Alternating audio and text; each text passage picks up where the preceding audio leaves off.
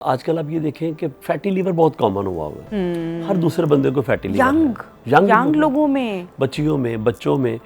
अच्छा, fatty liver जो है उसका टेस्ट क्या है? क्या बड़ी बीमारी है, कितने कॉम्प्लिकेशंस आगे आपको जाके लाइफ में कर सकती है? अच्छा, मैं कहता हूँ कि फैटी लीवर का टेस्ट जो है किसी भी इंसान को लैब में जाने की ज़रूरत ही नहीं है। आप अपने घर बैठे टेस्ट कर सकते हैं। फैटी लीवर का सबसे बेस्ट टेस्ट क्या है? आप सीधे खड़े हो जाएं।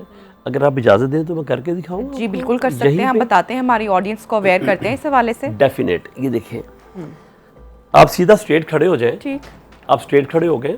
स्ट्रेट खड़े होने के बाद आपने सबसे पहले अपनी गर्दन को झुकाना है और अपने पाँव के टो देखने हैं, टोज देखने हैं आपने। अगर आपको पाँव के जो थंब हैं आपके जो वो नज़र आ रहे हैं तो इट मीन्स क्या फैटी लीवर नहीं है। अगर आपको नज़र नहीं आ रहे, ये तो आधे पाकिस्तान को गालिब साहब नजर नहीं आने